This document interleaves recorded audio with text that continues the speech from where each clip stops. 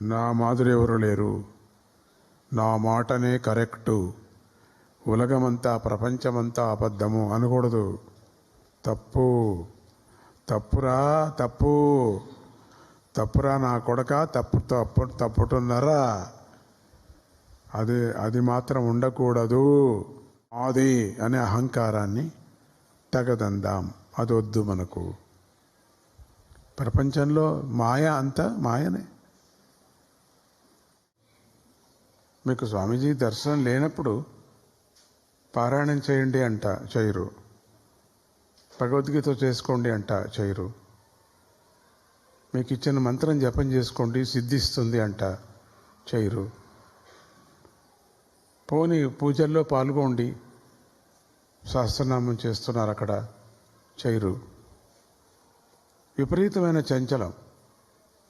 స్వామీజీ ఉండాలా, స్వామీజీ కనపడాలా, నిజం వచ్చింది నిజమే, కానీ సార్థకం మనం చేసుకోవాలి. బాగలేదు, టైం వేస్ట్ అయిపోతుంది మీకు, ఒకరోజు చచ్చిపోతాం, ఏం తీసుకుపోతాం మీరు? ఇవన్నీ మిగులుతాయి, ఇక్కడ చేసినటువంటి మంచి పనులన్నీ మిగులుతాయి. శాశ్వతం ఎవరూ లేరు, ఎవ్వరూ శాశ్వతం కాదు. చెప్పించేయాలి మనం.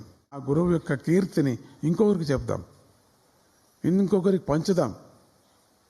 నాకు కలిగిన ఆనందం, నాకు కలిగిన అనుభవం ఇంకొకరికి పంచుదాం.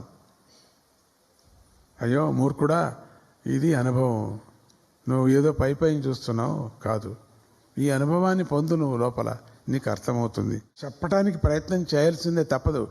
వాళ్ళు వినకపోయినా చెప్పాలి, పరిగెత్తిపోవాలి వాళ్ళు. మమ్మల్ని చూస్తే ఇక రాకూడదు మన దగ్గర. భగవంతుణ్ణి కొలిచేటప్పుడు కొన్ని ధర్మాలు, అది ఏంటో, భగవంతుని ప్రార్థన చేసేటప్పుడు ఏడుస్తారు, ఏడ్చకూడదు.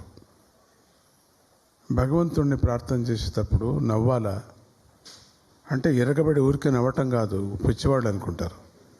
సంతోషముతో నవ్వాల లోపల లోపల. ఎందుకంటే నీ కీర్తన, నీ పాట, నీ నామము చెప్పేటువంటి అదృష్టము, యోగ్యత, సమయం నాకు దొరికిందే అని ఆనందపడాలా అంటారు. దేవదేవ అవతారా, నీ నామాన్ని నేను చేస్తున్నా, నీ నామాన్ని చేస్తే అమ్మవారు నీ వెంటనే ఉంటుంది. శ్రీచక్రార్చన, శ్రీచక్రం బాగా మంత్రం చెప్పిన వాళ్ళకు పరమాత్ముడి దగ్గర నిద్ర తన్నుకొని వస్తుంది. రాదో అనే వాళ్ళకి 2 గంటలు భజన చేయండి, వచ్చేస్తుంది. తత్వార్థం ఎతికితే దొరుకుతాయి.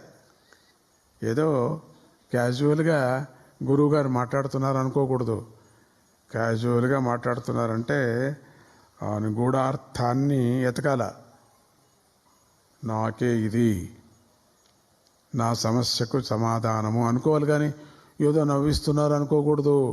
ఆ నవ్వించే లోపలే ఇంజెక్షన్ ఉంటుంది. నవ్వుతూనే టపక్కని వేసేస్తారు.